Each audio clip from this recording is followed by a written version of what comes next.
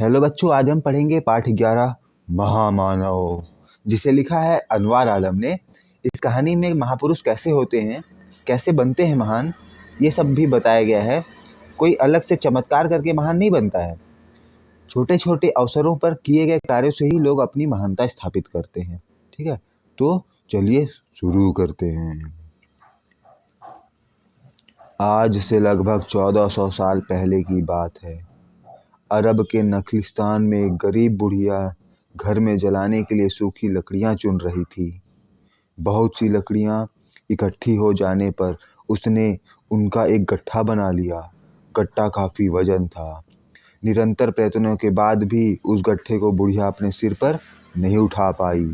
हताश होकर सहायता के लिए इधर उधर देखने लगी, किंतु उसे दूर दूर तक कोई नजर नहीं आया।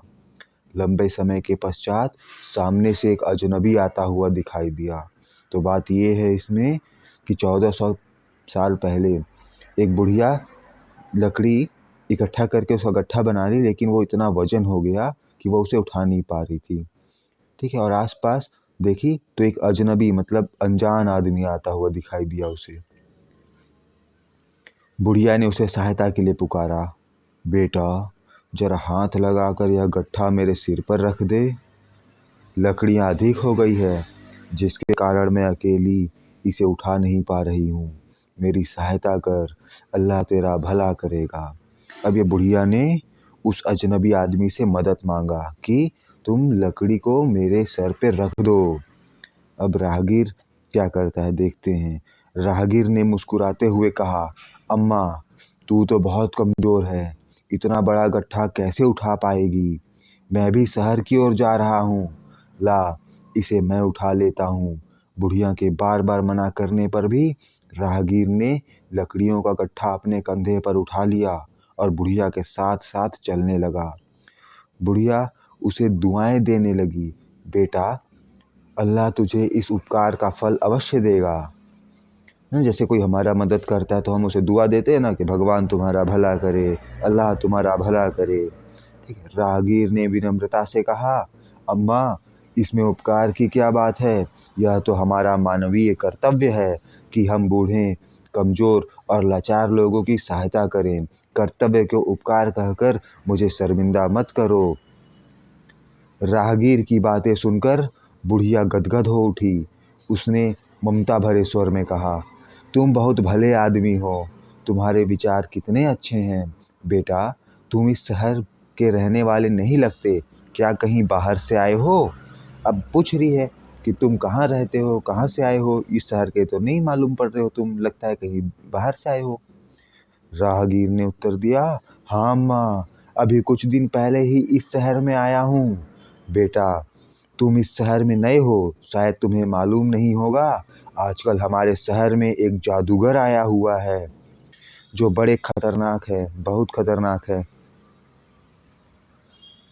लोग कहते हैं उसने यहाँ के बहुत से लोगों को अपने कब्जे में कर लिया है। तुम बड़े भले और दयावान व्यक्ति हो, इसलिए मैं तुम्हें सचेत कर रही हूँ।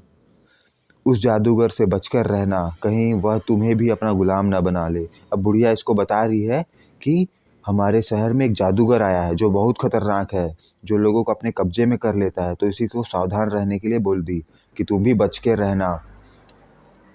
अब ये राहगीर बोलता है, अम्मा क्या तूने उसे देखा है। राहगीर ने विनम्रतापूर्वक उस बुढ़िया से पूछा। बुढ़िया ने कहा, नहीं मैंने उसे नहीं देखा, लेकिन लोगों से उसके बारे में ज़रूर बहुत सुना है। बुढ़िया अपनी धुन में कहती चली जा रही थी, जानते हो उस जादूगर का नाम क्या है। राहगीर ने कहा, नहीं मुझे नहीं मालूम उस जादूगर का नाम क्या है। बुढ़िया ने बताया, उसका नाम मोहम्मद है, वह एक बहुत बड़ा जादूगर है। उसे जो भी मिलता है वह उसका गुलाम बन जाता है। तुम उससे हमेशा बचकर रहना। राहगीर शांत मन से उसकी बातें सुनता रहा। ठीक है, तो यहाँ आप कंप्लीट सुनना, आधा अधूरा जानकारी ठीक नहीं रहता है, तो पूरा जरूर सुनना इसको। ठीक है, इस तरह बातें करते करते वे दोनों शहर तक आ गए। शहर में चारों ओर बड़ी चहल पहल थी।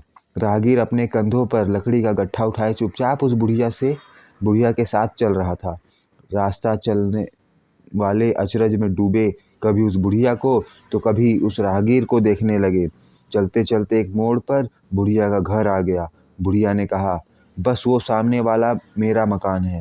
राहगीर ने मकान के सामने लकड़ी का गट्ठा उतार दिया और बुढ़िया से जाने की अनुमति मांगी। अब राहगीर उसके घर के सामने उस लकड़ी के गट्ठे को रख दिया और बोला, ठीक है, मैं चलता हूँ। बुढ़िया ने उसे उस सहायता करने वाले दयालु राहगीर को ढेर सारी दुआएं देते हुए कहा, मैं भी कितनी मूर्ख हूँ, इतना लंबा रास्ता तय कर लिया, सारी बातें कर ली, लेकिन अब तक तुम्हारा नाम भी नहीं पूछा। बेटा, जाते जाते अपना नाम बताओ। राहगीर ने मुस्कुराते हुए कहा, रहने दे अम्मा, मेरा नाम जानकर क्या करेगी, मेरा नाम सुनकर तेरा विश्वास टूट जाएगा। बुढ़िया ने हट करते हुए कहा, नहीं, तुम्हें अपना नाम बतलाना ही पड़ेगा। बुढ़िया के बहुत आग्रह करने पर राहगीर ने कहा, तो सुन, मेरा ही नाम मोहम्मद है। मैं वही आदमी हूँ जिसे तू जादूगर, निर्दयी और न जाने क्या क्या समझती है।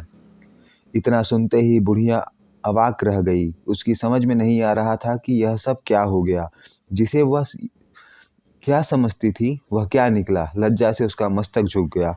वह राहगीर से क्षमा याचना करने लगी।